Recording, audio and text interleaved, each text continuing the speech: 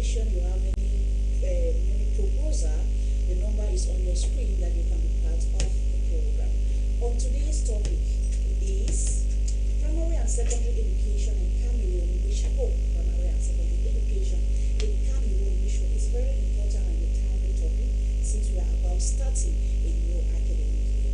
With me here on set, we have Mr. Lucas Dionga. He is the General Coordinator of Excellence Union International Group, a youth consultant and a motivation builder.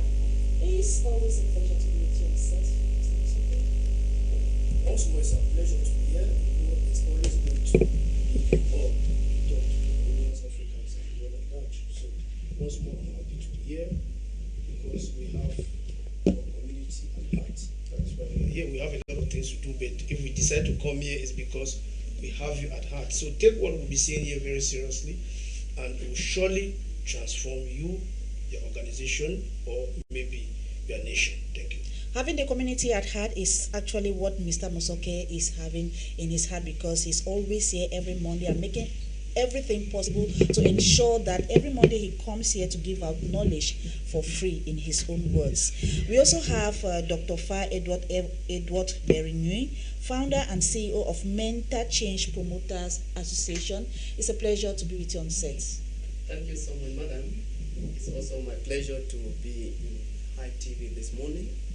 And I want to thank Lucas for making it also possible for us to share our own knowledge. In fact, community development and building together is what we need to think about our country. And especially the topic we have just presented, as we are about to take off with school, we need to think the way forward for Cameroon primary and secondary education. Thank you, madam. You're welcome. They always say ladies before gentlemen, but I went the other way around. You know, we save the best for the last most of times.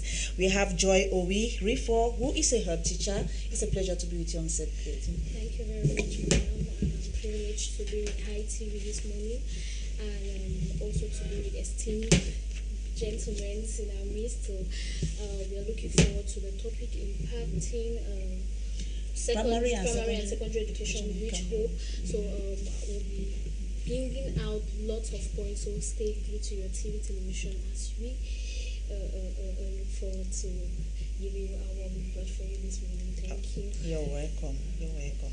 All right, televiewers, we are just going to dive in straight into our discussion. I will start with you, Mr. Mosoke. I know you'll be talking more to the youth, but this first general question that I'm going to ask everybody, you know, generally, when you look at our Cameroonian education system, we have the basic education. I will start from there. The basic education is called basic, and that's where the foundation is laid. That's where everything starts. The child starts learning about everything. Looking at our own, from your own observation, do you think this foundation is strong enough to bring up the child in such a way that when they grow up, they are going to excel in whichever domain they find themselves? Mr. Mosoke? Yes, that question is very tricky, but permit me to say that primary level is the foundation. Mm-hmm. And you know, the foundation of a structure is what carries that structure. And most of the times, you don't see the foundation of a structure like this structure in which we find ourselves today. You don't see the foundation. But the foundation is very solid to be able to carry the weight of this structure. Mm-hmm. It's a solid foundation. And I think that is the reason why we actually need a solid basic education. Mm-hmm. Our forefathers, our parents have tried their best, but you know the world has evolved, the world has changed. So what we have today needs to actually be worked upon seriously. You know, it could have served in a particular era, but the era in which we live needs a lot of practical knowledge, a lot of hands-on issues. It's no longer the era of theory where you know so much book, you can read and write English and French and things like that. No, we are living in a world today whereby solutions are the key factor, the driving factor, the critical factors that are driving society today has to do with issues of bringing solutions. So our primary education from that level today, it should be tailored towards a solution. It should be solution oriented, it should be result oriented, and solution seeking. You know, it's no longer the time where we think that in class 1, children should be taught A, B, C, D. I am going to school, repeat, and things like that. I'm not saying that that should not be done. It has its place. But it should be a place where you say, I am repairing a car to go to school. Then they show you how the car is being repaired. Then you are going to school. And many other areas. We talked today about the internet. We talked today about the technological world. Right at the primary level, right down there, children should be shown the various gadgets and the rest. Let them be abreast with what is happening. Even they say, when I go to school, I also hold my computer and so on. That's the type of education we are talking about today. So it has to be practical. It's no longer time to waste time again that this is primary. No, right at that level, let the mindset of the students, the children, be tailored in a way that they already see solutions in their education. And that's how it should move up to the university. Because after primary education, if it's well tailored, a child can just live and say he's not going to secondary school. He start repairing cars and doing things, and he's making a lot of money already. Because it's 6 years. 6 years is not small time before you even move to secondary, before you move to. So the notion of technical education, grammar, and the rest, that notion should be wiped off. Let us produce human beings that bring solutions to society, not those that will be struggling to look for problems, and the problems come, they cannot solve the problem. I don't want to talk much. I wish that those who are running schools and the rest should be able to talk, so that they should tell us why they are still doing what they are doing, and why are they not doing what they are supposed to be doing, and things like that. So for me, I don't want to talk much today, though I'll talk to you. Thank you. You're welcome. Dr. Pham, coming to you. We are looking about the basic education generally, your observation and all of that. Mr. Masoke have just mentioned a lot of things about professionalism, that it needs to be changed. They should not be doing one and the same thing over and over again without getting any results. What's your own observation?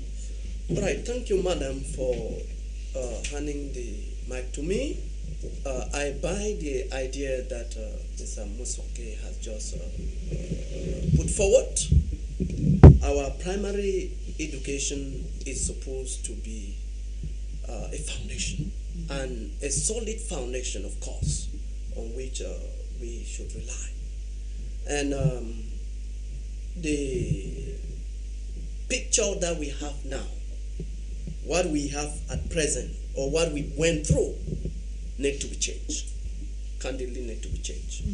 So that children should know why first. Why am I going to school? Should be, even at that level. Why am I going to school? A child should know. Should be able to say, I want to go to school so I can do this. Not I want to go to school because I want to get a job tomorrow to employment. No. We need to, from that base already, let children be learning and moving towards solution. I want to solve a problem. Even at that level, solving problems should be the key in the curriculum that we have to put down. First of all, we say everything at that level should be practical. Anything a child learns, let it be done practically. Let it be hands-on. A child should know that I learned maybe how to cook. I should be able to cook because we need food. A child should know that, okay, if electricity goes off, I know where I can put it on or in primary school. That if a bulb, if something happens, if water is flowing, he should know how to turn off a tap. He should know that maybe this is a cause. This is why those are basic skills that children at primary should be able to know. And know how to function in the home very well, in the society very well. That's providing actual solution. It should not be a learning process where our focus is, does a child know how to read and write? Reading and writing is basic, which will enhance them to know what to do. Because you don't know how to read and write, then you may not also know how to build up. Yes, so reading and writing is the basic skill that primary school children should have. Then beyond that, they should hands-on solution, know how to do things. In fact, like what we have in mind, I am the CEO of Mental Change Promoters Association. That association was created in 2015. We'll get to that. Yes. We'll get to that. Okay. We'll get to that. I wanted you just to be linking up that normally our focus is hands-on with the youths, with children from any level. Okay, That let me, come to, educational- let me come to Joy. Joy, you are a head teacher. It means you're teaching in the primary school, right? All right. I will just give this practical example. Then you just talk on it. My neighbor, I used to see the daughter going to school, and the bag is full of about 15 books, and they say they have about 20 or something subjects to do in the primary school. Is that necessary? Is that really creating or making a great foundation for the student to start up with? Okay, first of all, I would like to answer this question in regards to the approach to learning, which is a competence-based approach to learning, which is more of learner-centered. And it's really not about carrying the many books in your bags. It's not about carrying The books are they reflect the number of subjects that subjects. they Yes, learn in that's I'm school. getting towards the that it reflects the number of subjects that are taught in school. But like Dr. Fai just said, it's not just about studying, but what do they have to produce? That's now competence we are talking about. Because these children can go to school, study and study, but no results to show for it. But now we want results, we want implementations of these things. Yeah, so with this competent-based learning approach, we are looking forward to seeing that it's not just about carrying the many books, it's not just about the many subjects, but we are looking forward to igniting, molding these children. And with this approach, we are focusing on not giving the children what to think, but we are trying to bring out knowledge from them. So with with this, I would think, or I would say that it is. Okay, maybe we'll just come back to you to tell us how you try to bring out knowledge from these pupils. Mr. Musoke, you're talking to the youth now. If you look at our Cameroonian youth, look at the African youth, the one characteristics with them is that they don't take up responsibilities. We have a lot of responsibilities. We have a lot of things that youth can stand up to do. For example, here in Buea, we have a lot of dumps here and there, deaths thrown everywhere. We have blocked gutters. We have so many things that a youth can just be passing like this and say, okay, let me gather my friends and we do this thing to better our community. Taking up responsibility is one of the things that youth in Africa, in Cameroon, in Buea don't want to do. What do you think can account for this? Is it the way they brought them up? Is it the society that has made them to think this way? What do you think? Yes, you know, the African society, the African continent as a whole is classified as an irresponsible continent. And you know, when a continent is irresponsible, then you don't expect its citizens to be responsible. That's in the world scene, I'm saying that Africa is classified in the world scene as an irresponsible continent. I'm not saying that everybody in Africa is irresponsible, but the continent has raised a lot of issues and has made itself to be classified as irresponsible. To be responsible, they look at your citizens. They look at the way that your governments are running. They look at your leadership structure. They look at other things. They look at your economy. They look at the intellectuals and all these things. So, and they look at above all your GDP, your production level, and how far have you gone in terms of technologies and so on. All these things are checked. And they realize that Africa seems to be an irresponsible continent. Now, and that has triggered down to produce irresponsible youths. The youths themselves are not motivated. You know, leadership motivates, but we have rulership in Africa. I will come back to this some other day. There's a difference between rulership and leadership. Leaders lead you to a destination. If I ask any African today, where is Africa taking you to? Nobody knows where they are going to. If I ask even you seated there as a journalist, where is your continent taking you to? You don't know. But if you ask a Japanese, you ask a Chinese, you ask an American where they are going to, they know. It's well defined, well structured. They know where their continent or their country is taking them to. They have a destination. So there is a leadership to a destination. But there is rulership, which is just as people are there, you are on there, do this, do that, do that, and so on. You don't have any destination that you are taking them. We have the Sustainable Development Goals 2035. Please, I'm saying that I'm explaining something clear. You are just trying to quote something which is somehow have been put there and it does not even make sense to anybody and so on. What I'm trying to say here is that we don't have leadership. We have rulership in Africa. I will come back here someday on that to talk elaborately on that for you. So now, we don't even know the destination that our country is taking us to. We don't know the destination that our continent is taking us to. But people have struggled on their way, on their own, to have their own small destination that they are taking their lives to. They are struggling on their own. But as a whole, as a block, we don't know where we are going to. Children are studying in primary school, they don't know where they are heading to next. Secondary school, the same. University, the same. Professors don't even know where they are going to. They carry a big title, but if you ask the professor, where are you going to? Where are you taking it? They may not even tell you where they are taking, because the country, the continent does not have a well-defined plan, which is so good in a way that every nation, every citizen is working to see that it's fulfilled, right from primary school to universities, so that people know where they are going to. But when you rule, it's haphazard. And that is why youth, you cannot blame youth so much, because where would they draw inspiration for them to be responsible? Where would they draw it? When they look left and right, they don't see anywhere to draw inspiration. That is why some few youths have decided on their own to be responsible. Some few youths, they clean the places, they do one or two things. It is their own initiative. But when they look up, they don't see it anywhere. This is a topic for another day. So what you are trying to say that youths are irresponsible and so on, youths, is because there is no inspiration. For a people to have inspiration, they need to have leaders that are leading them. That's why I say we don't have leaders, we have rulers. And it's a big problem. But when you go elsewhere, you have leaders. When you look now, we are about to have a leader in Africa. A young man, Ibrahim Traore. Just try to look at what this young man is doing, what he has defined already. Where he's carrying his country to is already well defined. And people already know and they are working towards that. Yeah. That is leadership. Everybody now be focused.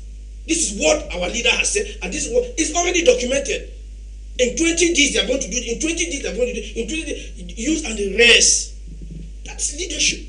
It's not rulership again where people only wait for elections. Then they come around and share rice and things like that.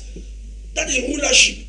They are seeking for power. So my point to youth is that the youth of today in Africa have to study on their own. They have to read books of people that have been leaders in their generation. They have to read books of inspiring leaders. They are there in the world. There are few of them. You can be inspired by them and be able to walk according to their principles and precepts. One of them is called Jesus Christ. In the Bible, you can check the way Jesus lived, and you can also copy it and apply it to your society, apply it to your community. Let me not go so much in depth, because today they are talking about primary and secondary school. So let's not go so much out of it. So that's just a little contribution I'm giving in that line. Let the primary school teachers, the secondary school teachers, prepare the youths and prepare the children. But where are they taking the children to? If you ask them, they may not even know where they're taking them to. They are just following a certain curriculum that have been laid down. Thank you so much. You're welcome, Mr. Musoke. Coming back to you, Dr. Fa, a new academic year is about starting. And if you look at the past, if you look at reports, you see a lot of crimes in our secondary school. I believe that if they really want to check, it's even more than the crimes that are happening in higher institutions. Now, why all this crime in the secondary school? You see a child going to school with a knife, a child will knife a teacher and the teacher will die, or a student and the student will die. All of this happening in the secondary school. Is it that the teachers have failed? Well, I cannot say that teachers have failed per se. I can say that our society as a whole is being challenged, not only at the level of teachers, but as a whole. The moral status of the society is dying every day. Even sometimes when we talk, some people talk about the church, there are other people who are saying, don't mention church in this, because morals begin with those type of things. You must know the church. Morals will build children right from the house. So if you see a child taking a knife to school, it means that, of course, that child is already a frustrated child. The child has something that is touching her or him, which is not satisfying the child. First of all, maybe at the level of the school, maybe the child is not contented with the way things are going and is seeing frustration. And you even see crime. The crime rise even at the level of crime, even cheating at the exam level, because children, most of them nowadays, are not seeing the future. The future is not well defined, like Mr. Lucas is saying. We child need to focus and know that this is where I'm going to. Some don't see, and therefore who is to make these children see? Is it not the teachers? Because I will differ with you when you say that the society has failed and it's just that the children are frustrated. Even that's what Mr. Mosoke also said, just that they are frustrated. That's why they act the way they are acting. I feel that in a school, because when you see them committing this crime, they go to clubs. These children, they go to clubs, they go to everywhere, they go to beaches.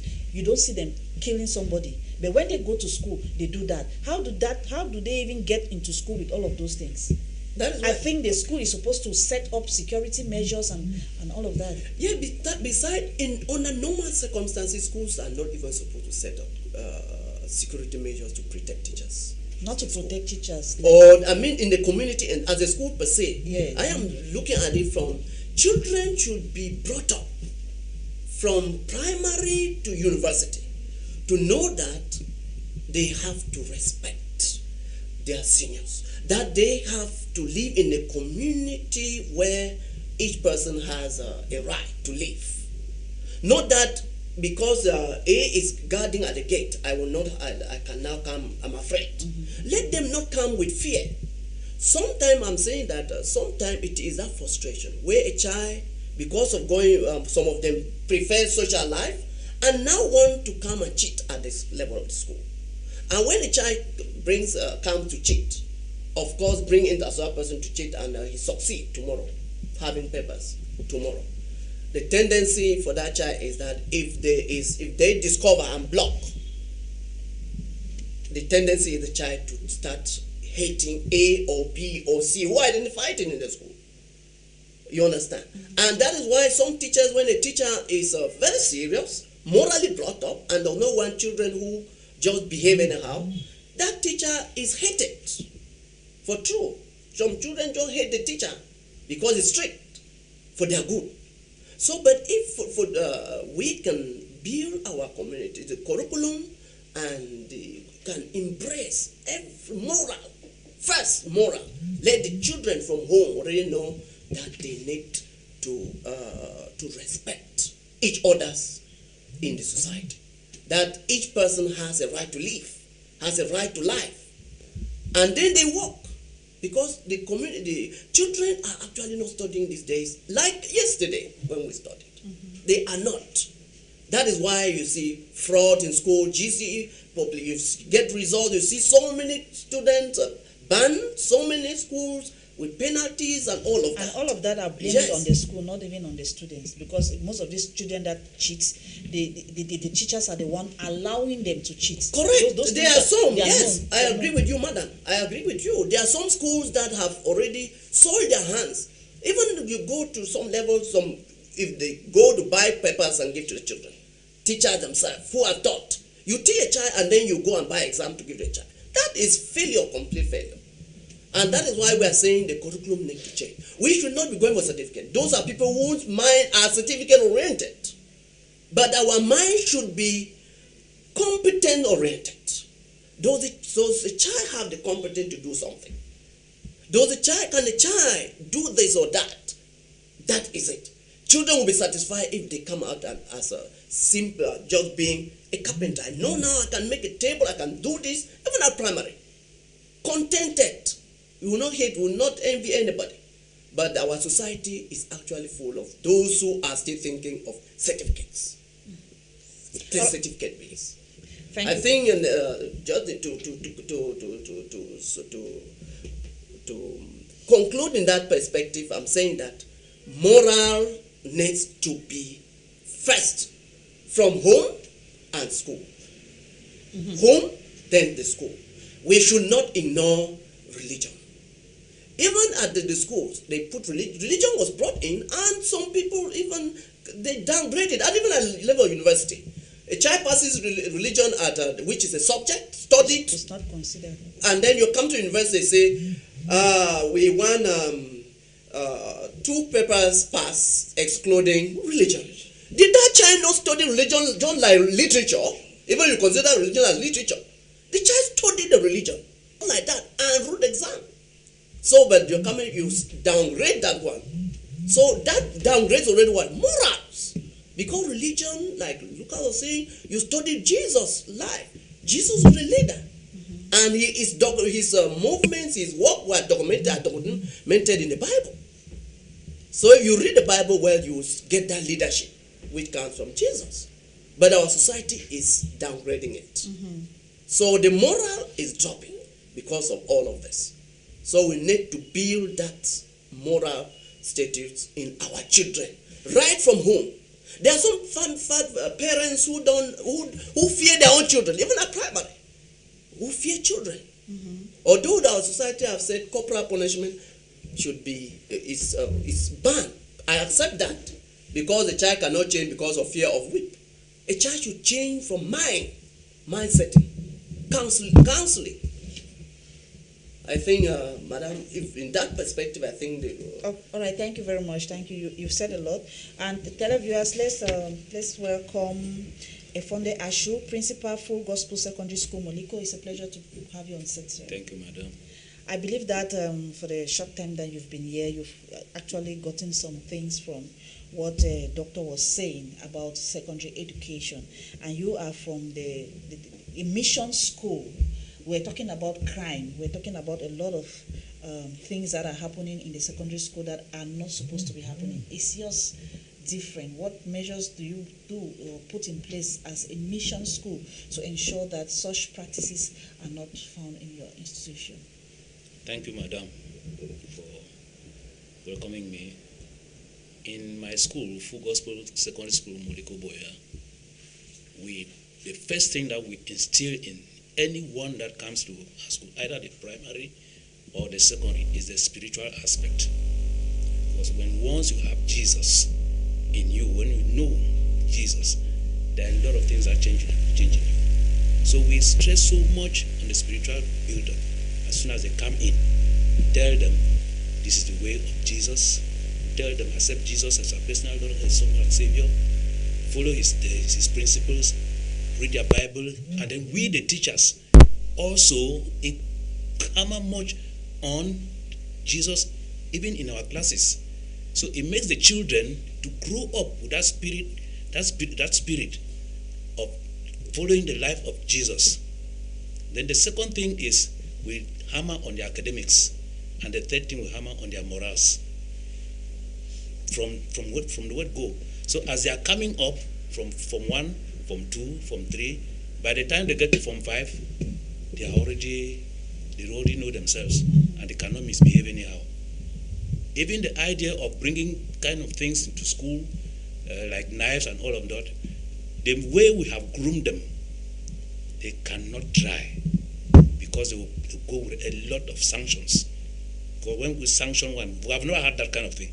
Okay. Yes, So because we tell them we don't like it. So that is the way we are operating. All right, thank you very much. Even though I will come back to talk to you more about even if you are doing that within your institution, at least it should be something that should spread to other institutions, whether you are trying to make sure that as a church school, those morals that you put in those your students is also found in other students in other schools, but that will be later. I'm coming to you, Joyce. Joy, you are a primary school teacher. What are you doing different? You heard Mr. Mosoke, you heard Doctor when they were talking that you need to train a child to do something right from the basic, technology right from the basic and all of that. You as a teacher, we have a curriculum that we follow. What are you doing different to ensure that these children, they do hands-on training? Okay, thank you very much again, ma'am.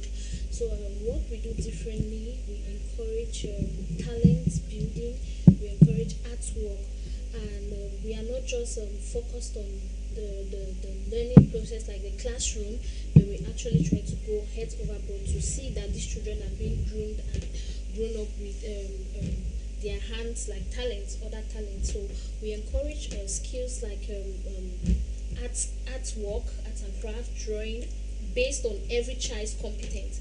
Yeah, and also we are actually caught up with a situation of communication. Like in our world today, we see communication is becoming a very big problem. Sometimes you see we are just limited to our normal English and French language, like for Cameroon. But in Grace Inclusive, we encourage sign language. That is, children from our school, we groom them up to be able to communicate with deaf and dumb people. We sign. They are able to do braille. That is, they can use their communicate and read and write what a blind person is writing. Yeah. So those are some skills we are also trying to bring out, because looking at other things like arts and crafts, you see, communication too can also help us.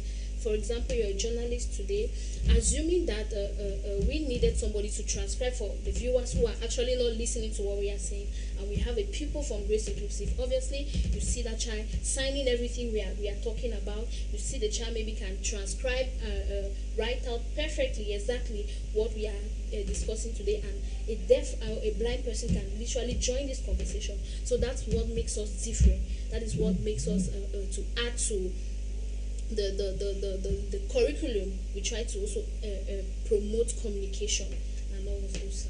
Okay. Mr. Mosoke, we have a lot of youth empowerment centers. We have a lot of NGOs that they carry out activity. You say they are empowering youth and all of that. But if you go and look at it critically, these youth are not empowered because we don't see the output. We don't see the impact that they are creating. We don't see what they are doing. Now, what is the problem? Is it that they are not doing enough? Is it that the youth themselves don't want to be empowered? Or is it that we are just doing this window dressing, something through the glass, and you cannot get it, the country the way it is? Let me reveal a secret today. NGOs don't empower youth. Schools don't empower youth. Mm-hmm. An individual is empowered by himself. You are the only person who knows what you need in order to empower yourself. And all the information you need in order to empower yourself is found online. Permit me to say this very well, because NGOs have their goal to fulfill one or two things, to get one or two grants left and right, and write a funny report and say that they have empowered youth. Which youth have they empowered? You are the only person who knows what you need in order for you to be empowered. You can attend seminars left and right, yes, it's not bad.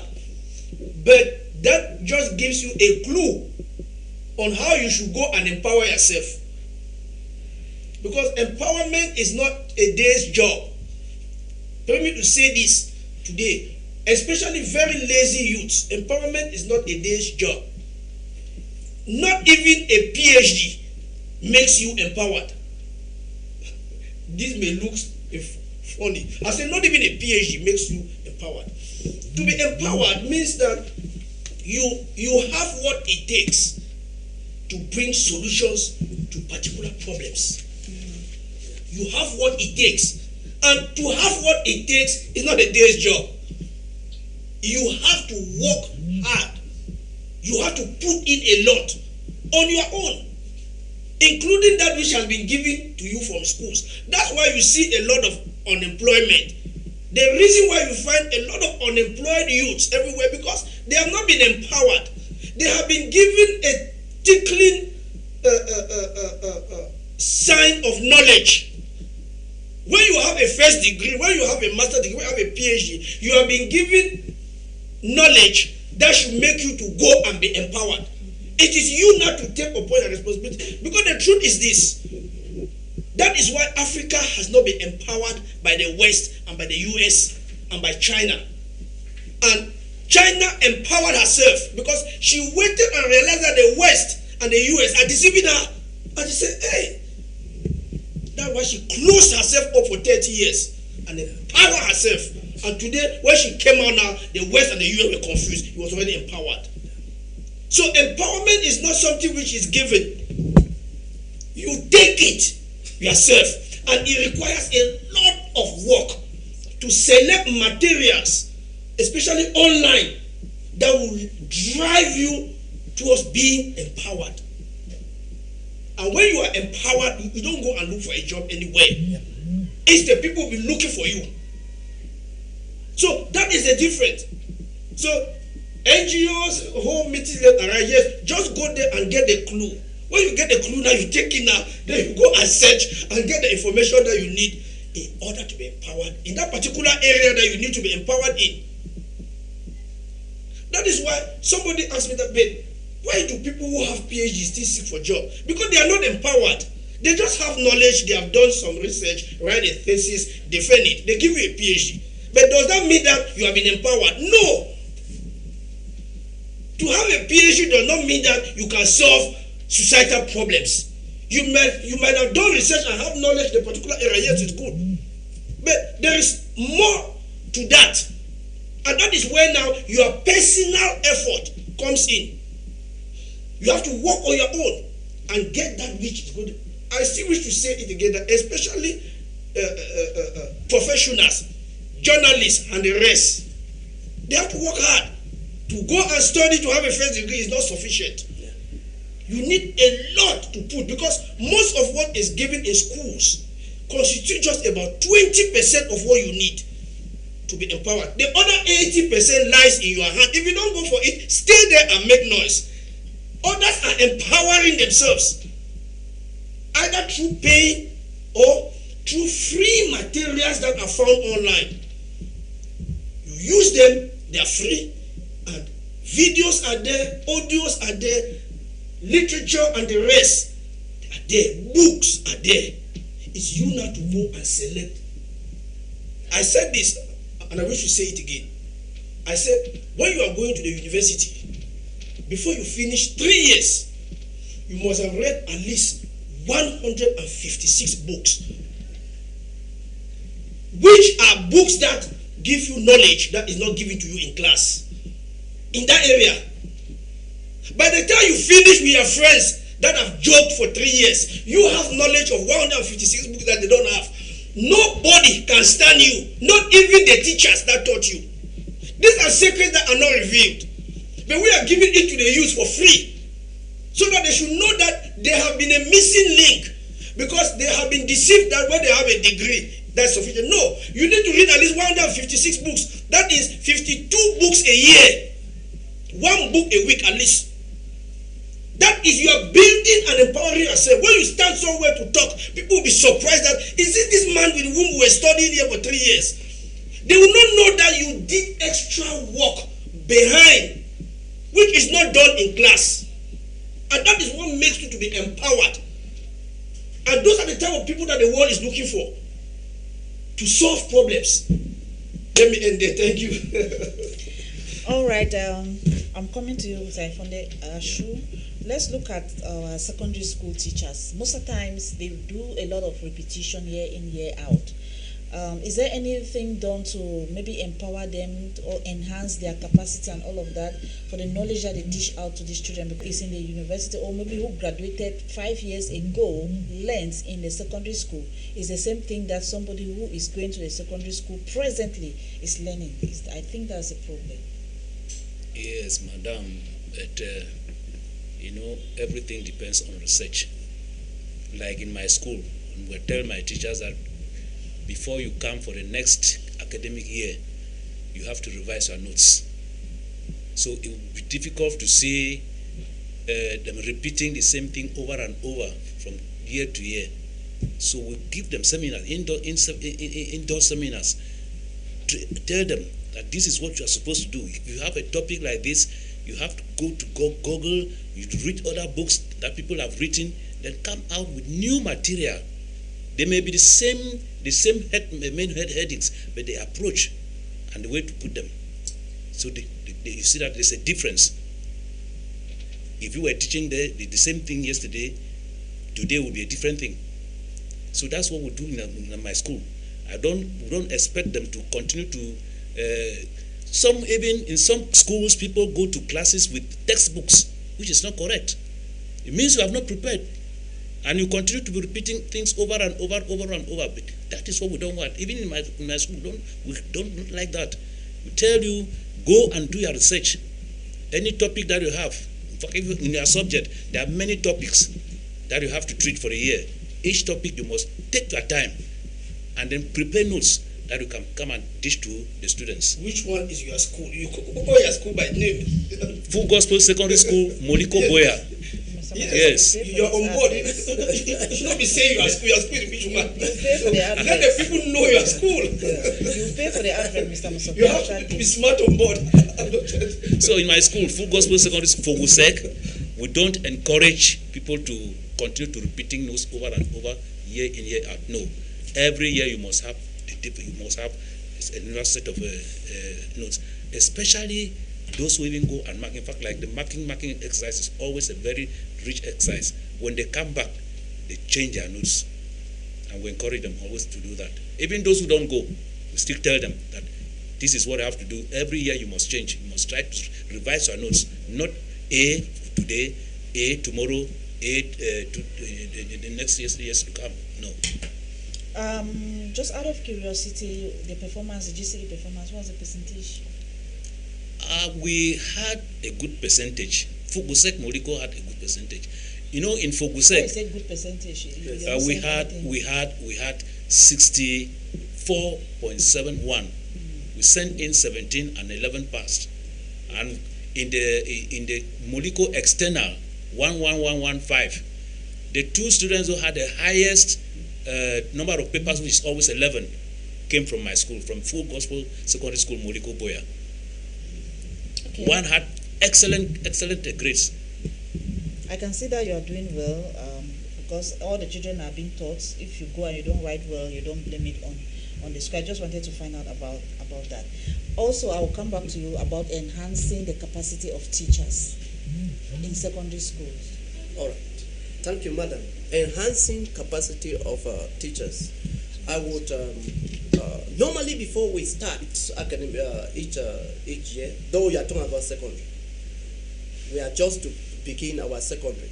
That Okay, you can still talk about primary. It's the same because even primary school teachers Yes. are not enhanced most of times. So the enhancement begins from first from the in-service internal training.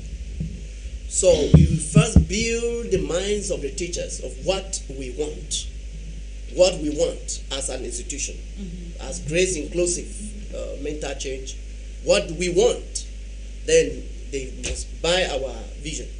Then the training, we bring now experts at the start of each academic year, experts in different fields, in preparing lesson notes, in preparing lessons, in delivering, in class management, in discipline, and hold seminars for about 2-3 days before the school starts.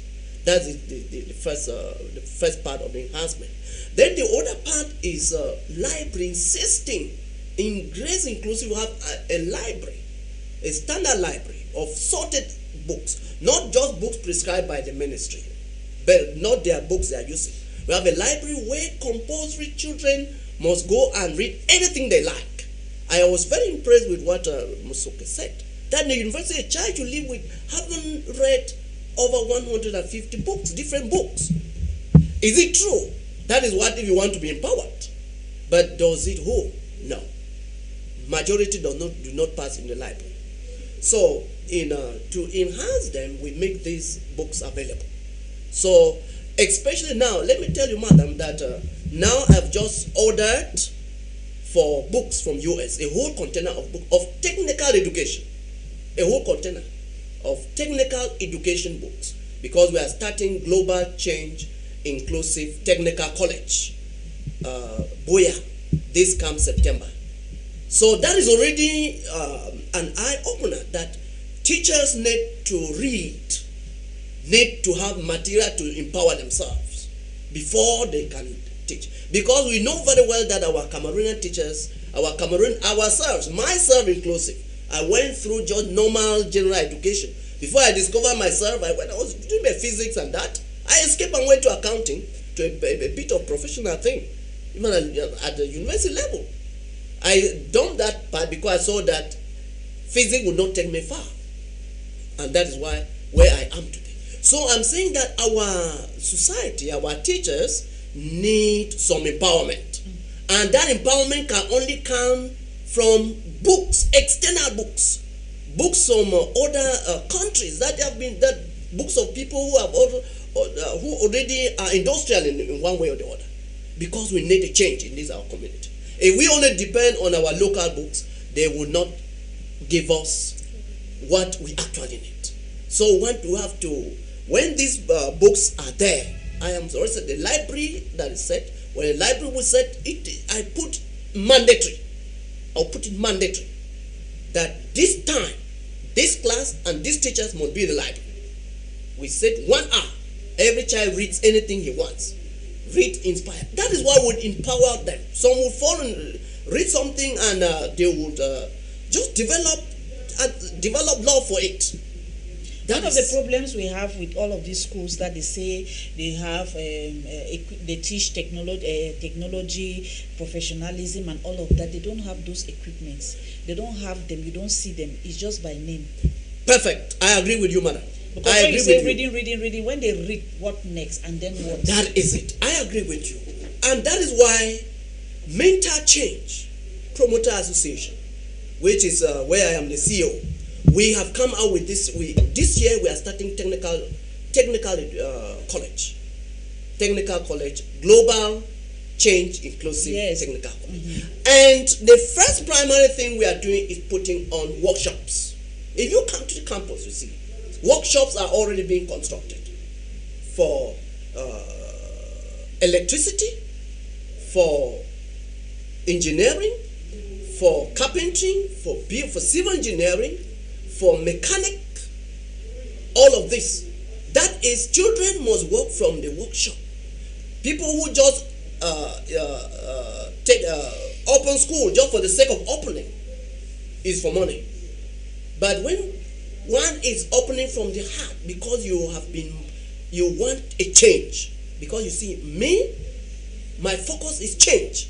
That's why when you see mental change, inclusive primary, global change. Every businessman is out to make money, to make profit. Yes, but the you are given primary the opportunity to talk now. You obviously say all the good things about. No, accepted. But if accepted, madam, I am saying that we need a physical change. When we say technical education should not be where you go to school Form 1, Form 2, Form 3 and start doing practicals in Form 3. No. Practical begins in Form 1. Just like I was saying that in primary school, children of primary should be cooking, they should be able to repair basic things. They should know the function of basic things. That is the focus of the mental, grace inclusive mental change. Children should be empowered to do basic things. Besides reading, reading is the base. Then they should be empowered to do it. All right, thank you. I'll still come back to you. Joyce, I went to one school, I think it's Revival Nursery and Primary School here in Moliko, when they were doing their graduation. And what amazed me, I think we have those videos there. They were doing a lot of practicals on that day. I saw little girls. They started baking the cake. I have all the videos. Not like their madam came and taught them that do this and do that. The teacher was not even there. They started from grass. They started from making their flour and everything, and they baked the cake. I was there. We took everything till finish. The ones that were doing this tailoring, design tailoring, yes. Yeah.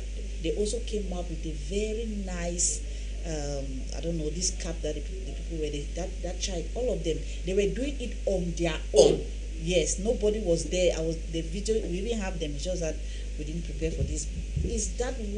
That is what should be found in all our primary schools. Because like you said, in other schools, you go to about class 5 before they start telling you, maybe you go to home economic class. Yes. No. That is it. Is that what we are practicing nowadays? Yes, in Grace Inclusive, I can say that's what we are doing. Like during our graduation ceremony, we have pupils that demonstrated the marking of this Bamenda Togo dress. They displayed it there. They can mark and display the Bamenda Togo. We had some who molded and made a basket. We had many other things. I think those are some of the things that we need to push through in our educational setting, because we are not just coming to focus, like now we are trying to talk about building these skills. We are trying to talk about building skills and competence in children, and not just focusing in the classroom. So I think that is very, very important also in the teaching and learning setting too. All right, talking about professionalism, Mr. Efonde Ashu, do you practice that in your institution? Is it all grammar education? People go to school, because most of the times when they go like that, they don't have any specialty. Even at the level of the university, you see them confused. They start going for orientation, and if they are not orientated properly, they go astray. Thank you, madam. I can't tell you a lie. We are still beginning. And Fugosek Muliko Boya, we are purely grammar. We hope to put in more sectors of learning as time goes on. Because for now, even though we have some structures, but they are not the structures that we can bring in other things like the technical aspects. Okay, that brings me to you, Mr. Musoke. In Boya, for example, we have a lot of schools, new ones coming up every now and then. At first, we said we had churches everywhere. After that, we had bars everywhere, even more than the churches. Now we have schools everywhere, more than the churches, more than the bars even. They are coming up every day. Do you think that the government will issue this license for these schools to start, really take proper measures to ensure that this person or this institution or this facility is capable enough to run a school, having all the equipment that a child needs to develop? That is a very serious question. Permit me to say that the government itself does not have. It means that if you check the government schools themselves, they don't have what you are thinking that they should be checking from others. You are checking what you yourself don't have. You, the boss, you don't have it. Then you are trying to claim that some people should have what you don't have. You are supposed to be the example, the model that this private school should copy from. But you yourself, you are falling short of the glory. You yourself, you don't have modern schools that train children according to that which is supposed to be. You yourself don't have. Okay, what are they going to copy from who? Then you are telling them to do what you are not doing. So it's a contradiction. It's a paradox. So we are living in a society that models are rare. So, but somebody can take on his or her own to be able to put in place a functional institution that has the facilities that is required. But the facilities that are required is very costly to put in place what children really need, so that children can play around, children can go here and check and see things that are not found elsewhere. The government does not have time to check those things because they themselves don't even have it in their own institutions. So they just give you to go and operate. And if you are smart, it is you who should do an exceptional work so that your place will be different from others. And you will surely have to attract so many people now to come to your own because you are different. So it is individuals that should make this initiative. It is missions. It is private owners of institutions that should take the bold step and make their place different, so that when somebody hear that this man's school is like this, everybody will be scrambling to come there. But if you wish to remain the way that others are, then you are not different from them, and you are not special. But when you make yourself special, people will rush for you. It applies in every area in life. It also applies to young girls. If you make yourself a special young girl, good men will come to get married to you. But if you're just that type of girl, no man will be interested to come and get married to you. So it is a life principle. When you make something valuable, value attracts. So when people see value, nobody can resist. Everybody will want to say, I'm sending my child to this school. This is the new one now in town. And people will rush. And by the time they come, you will not have space again. You will be struggling now to select. That is it. So it's incumbent on the private owners, the missions, to make a difference. So that the population, the community will be able to be moved to send their children to such institutions. It's not the government to tell them to do it, because the government itself is in serious trouble in their own places. So thank you. That's most proprietors are business people. Most of them are just out to make money. It's not really to meet the standard, or maybe the stage where a child. No, you can make standard. I know of schools in Douala where people pay 2.5 million a year. Yes. 2.5 million a Even year. 4 You million. go there, yes, 4 million. Yes. There No, in Douala. In Douala. A year. Yes, a year. When you go there, it's classic. Yes. It's classic. You provide computers. Yes, you provide everything. children, People laptops. pay 4 million for one child because this man has invested.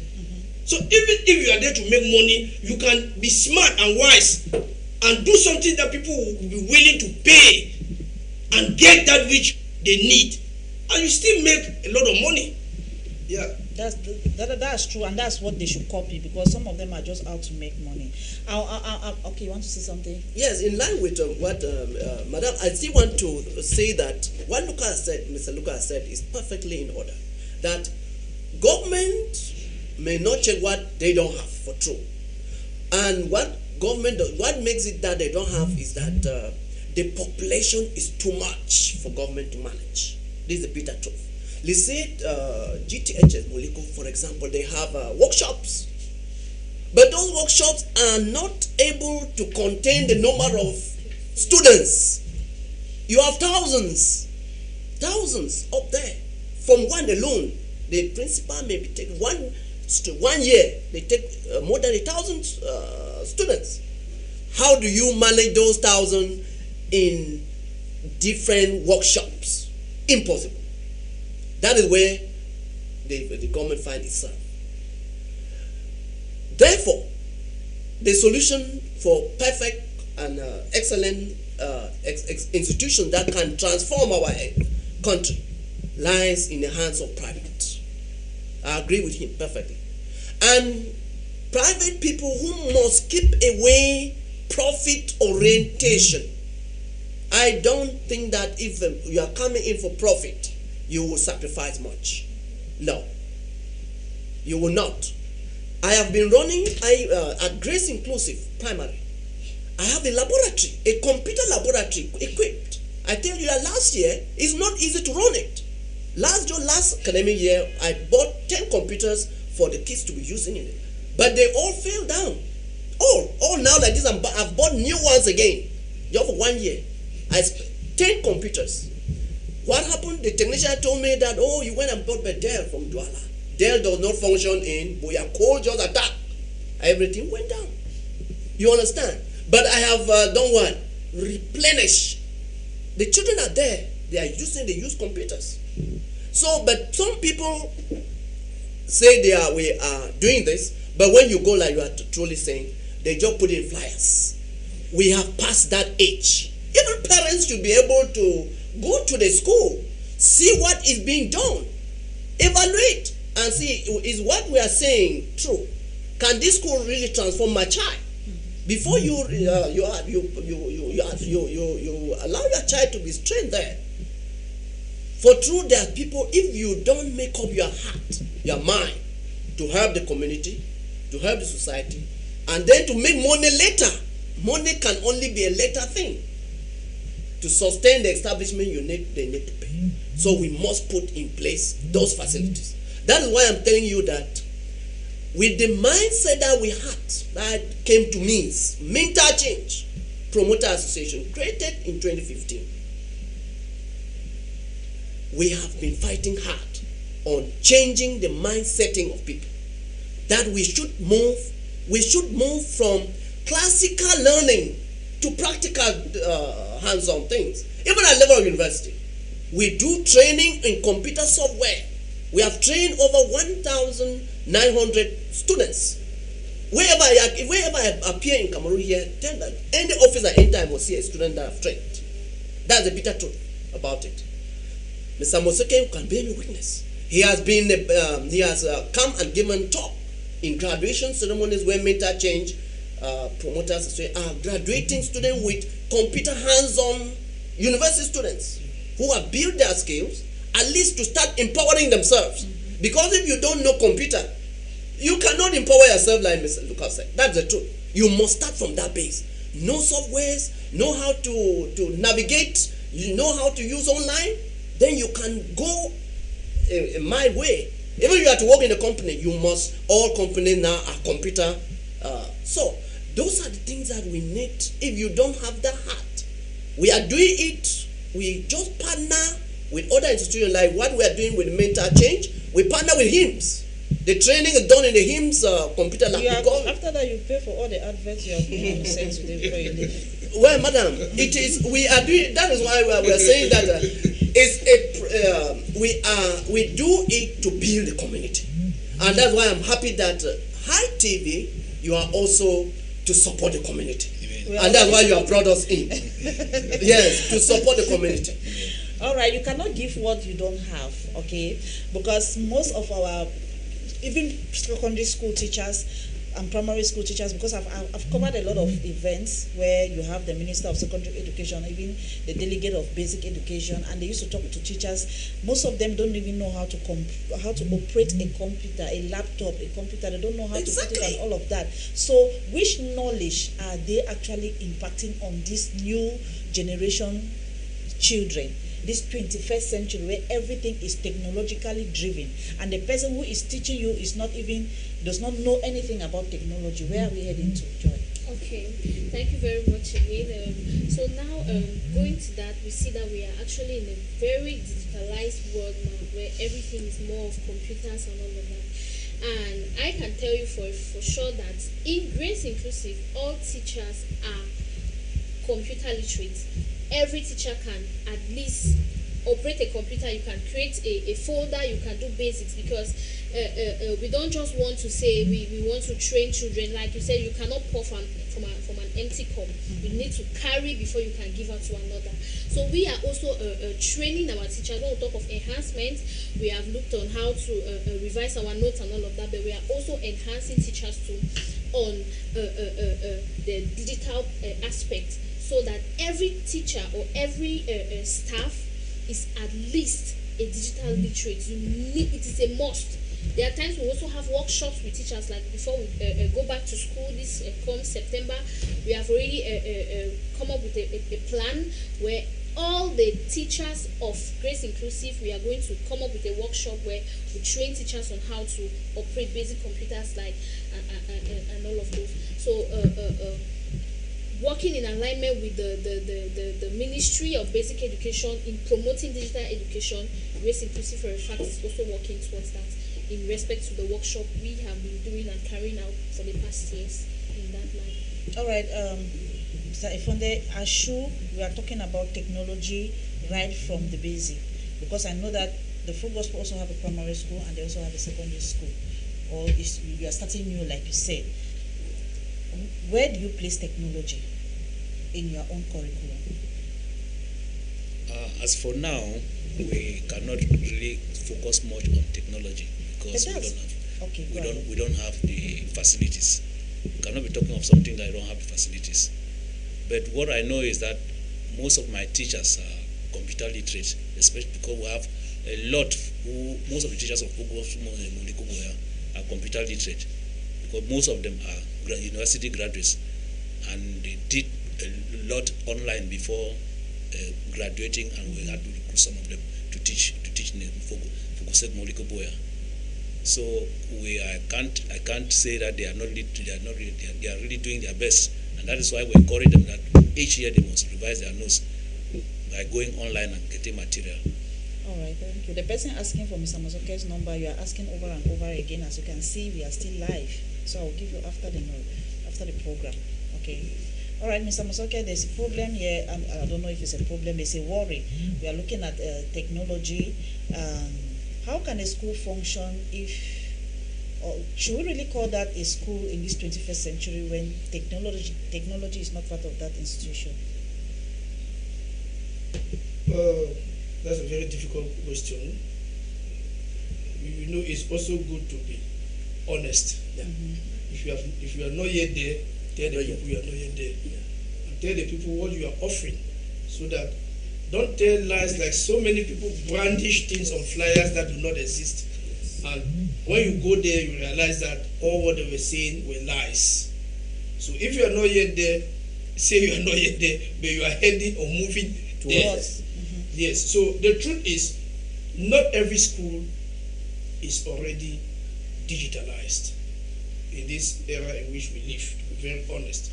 Some are working hard to become technologically driven and being able to be digital the way they do their things.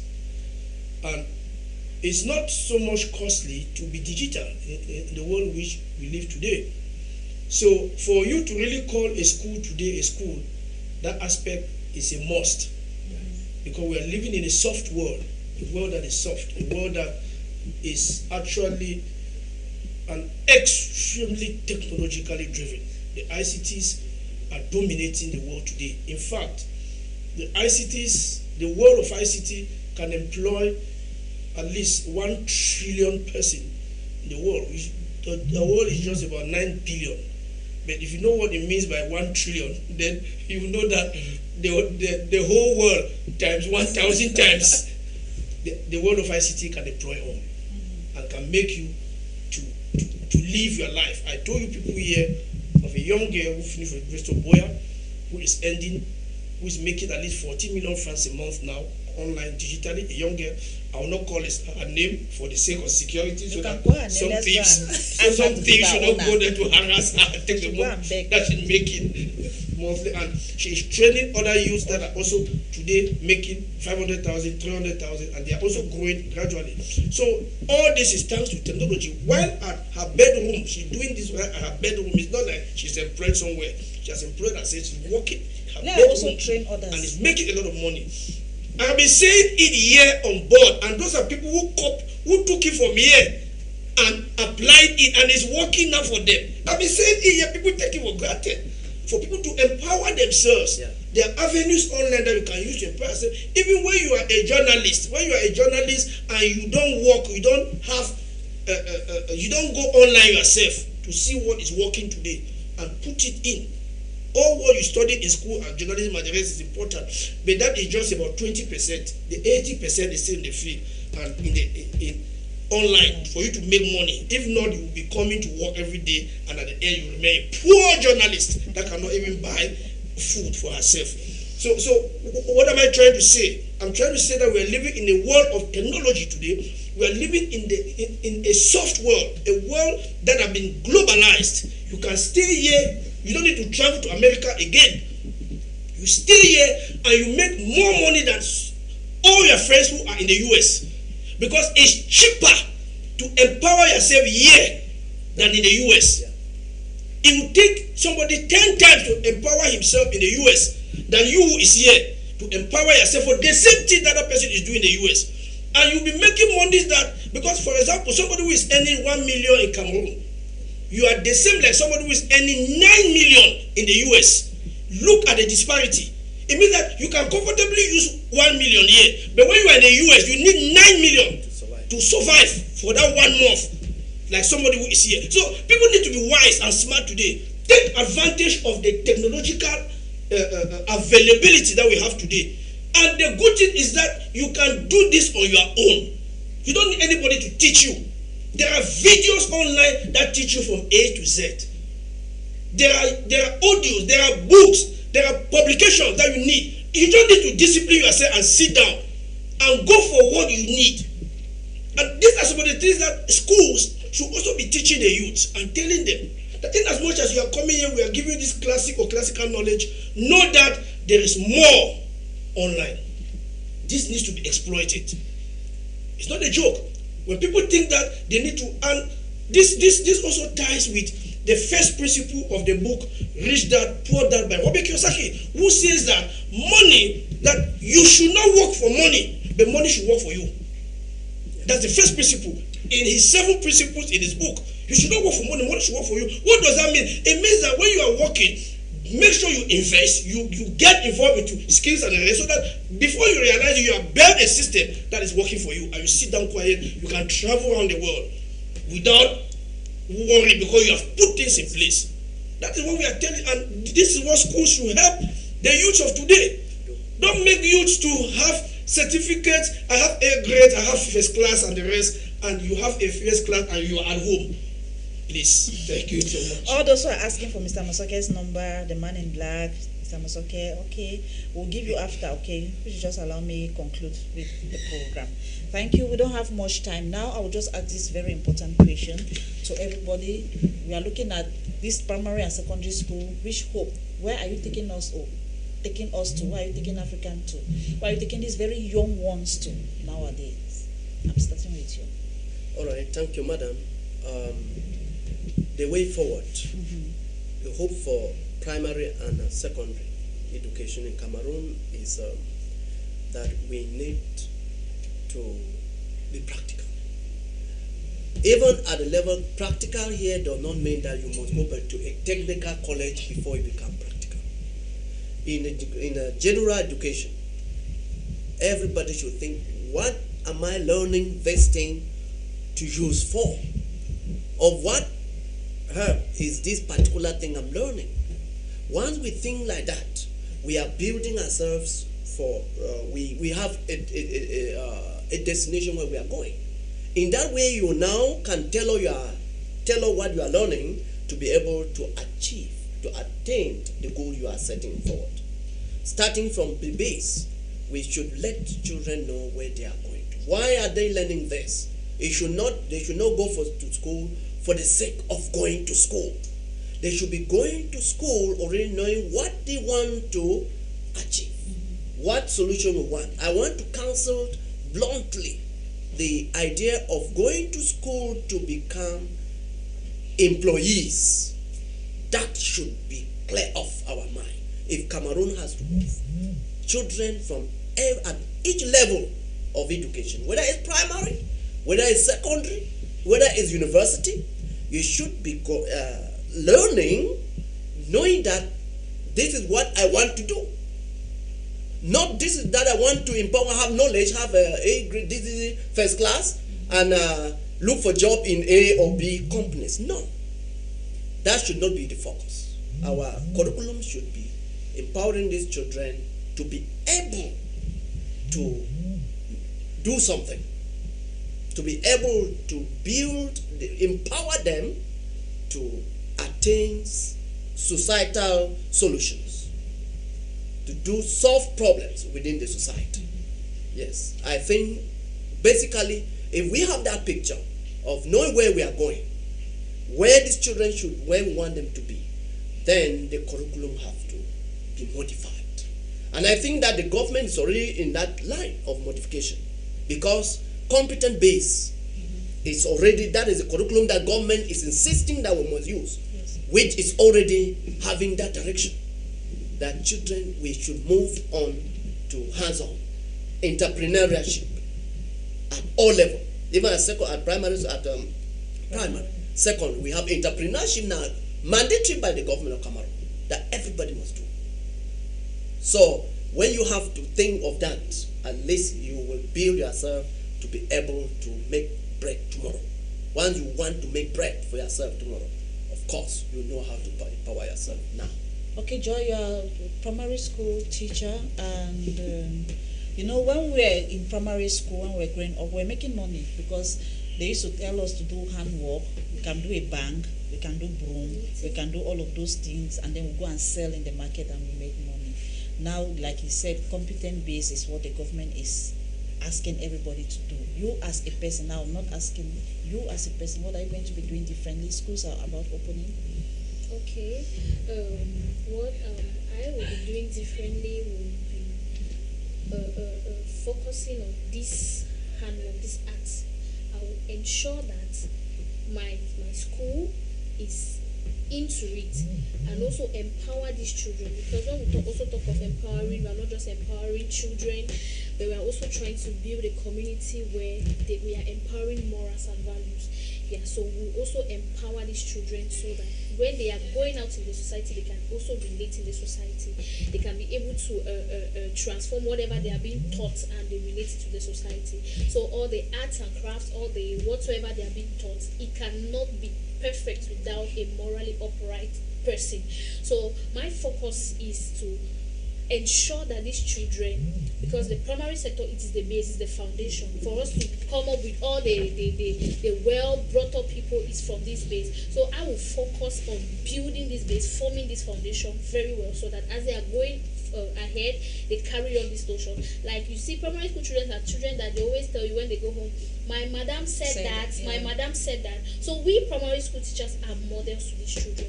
We are the ones they are looking up to. So whatever we teach them, whatever we actually bring out to them is what they carry on to the future. Mm-hmm. So I will focus on building and crafting these children for a better tomorrow. I can remember my neighbor's child said, "No, Mama, this is not what my teacher taught me." Yes. It was a big problem in the house. My madam said this is how we are going to solve it. So when we see in a society where children are actually looking up to their teachers like that, you can imagine how good models teachers could be. So teachers out there should literally enhance themselves, empower themselves. Like I stumbled on a quote some time ago which says that the illiterate we are going to have in the 21st century are not people who cannot read and write, they're people who are unable to learn, relearn, and unlearn. So we need to build people that will be able to learn, unlearn, and relearn. So, all right, thank you very much. I'm coming to you from the mission school. Like I said from the beginning when you just came, I said you are bringing in these morals to your students. And if I'm living somewhere and somebody is of good morals and living good, there's something that will attract me to that person to start living like that person. So you as a mission school, what are you doing extra to ensure that what you are teaching your children, the morals, also goes out there to the society? And also academically, where are you taking these children to? Actually, we're directing them to the right path.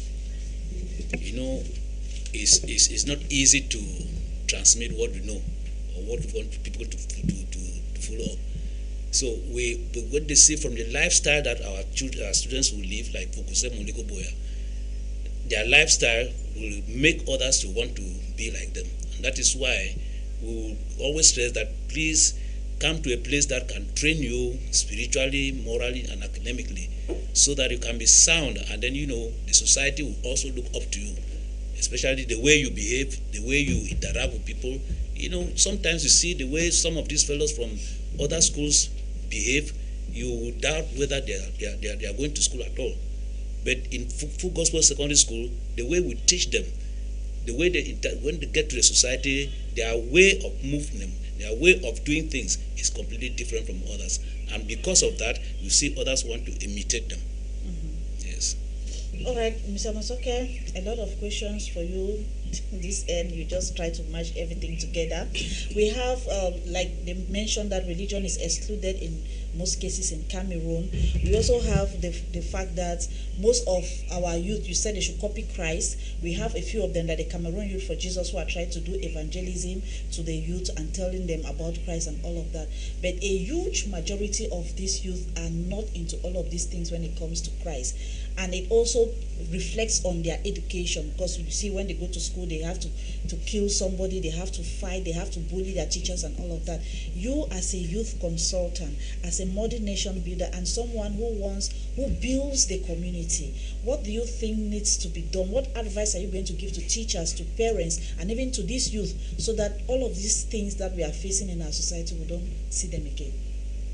Yeah, I wish to say that there are three principal sets of leaders. The greatest problem in the world today is that the world needs, there's a study and there's a training that they call the world needs a father. I'll bring it in while talking on leadership, or bring in this topic. The world needs a father. You see, the world is really suffering because we lack fathers. Homes are suffering because they lack father. A male is not necessarily a father. To have children does not necessarily make you a father. There are 150 attributes to father. That's another training, that's another teaching on its own. So this is what I wish to say. And it applies everywhere in the world. And I think that this is what we need to bring. You know, it's very difficult to live in the 21st century, and from primary, secondary to university, in Africa in particular, we don't have models that young people can copy, young people can look up to, models. They instead look at models elsewhere, out of Africa, a whole continent. People are looking for models every year. They call Mark Zuckerberg, they call Elon Musk, Jeff Bezos, and the rest, those big names, Donald Trump, Obama, and the rest, Michael Jackson, and those type of names. In Africa, I'm not saying that there are no names in Africa, but people's mindset is towards models, like Etofi Samuel in Cameroon. He's a model, it's an icon. Yes. So there is this iconic model of training whereby from primary school, children should be shown example of great models, especially around them. What am I saying, or what am I trying to say? I'm trying to say that the greatest model we have in the world is Christ. Jesus Christ presented himself, his life, as a great model and a great leader. And if schools are rejecting morality, religion, kingdom, this thing, as most governments are saying that pass in 2 papers excluding religion and the rest, and a nation that is seriously touched by corruption, which is people who don't have morals, because you corrupt human beings are people who don't have morals, and you don't want the people to be moralized, so that they should have a good mind, they should have good ethical stance, so that they will not take what does not belong to them. You don't want the people to have it. And many people now have realized that there is no need to go and write this thing which probably does not have any use. Because if I pass it, I've wasted my time that I would have used elsewhere to write some other story and pass. We must put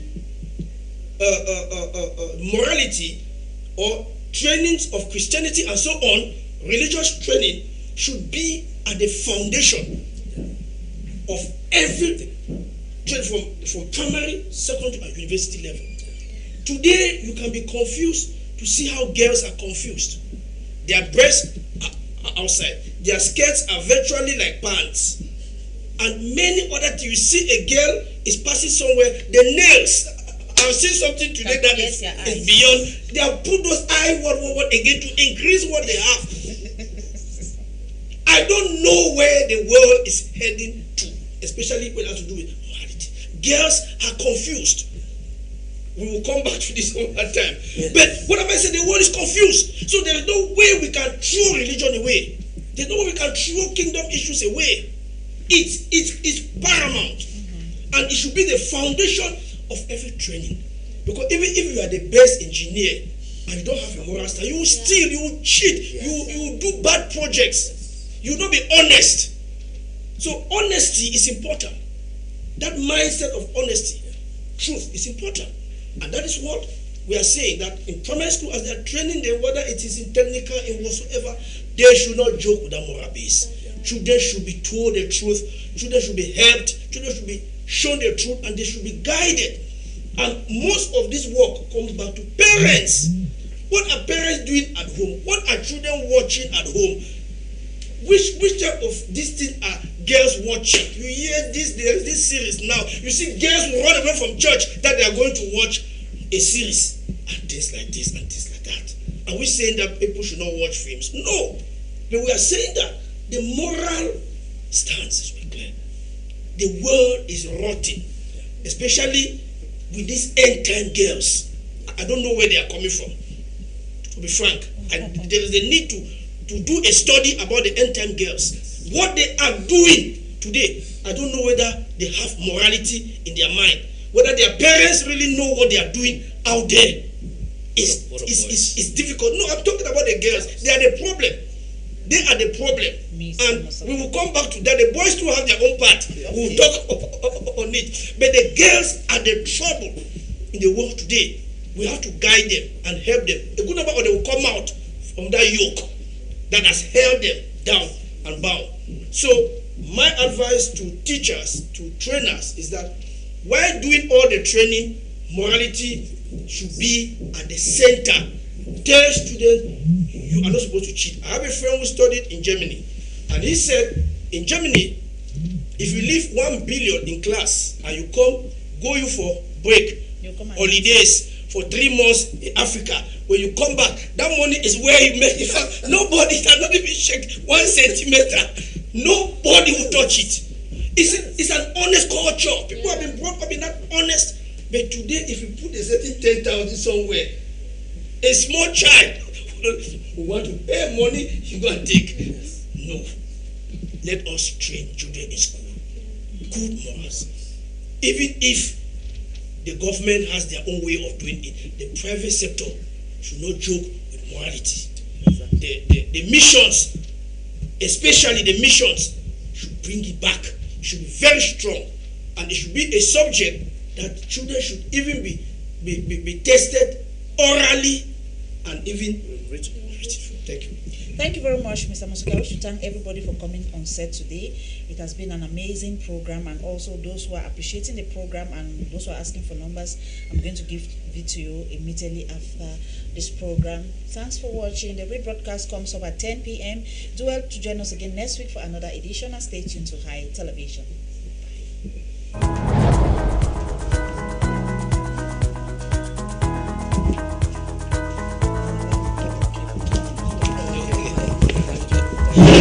That was another thing.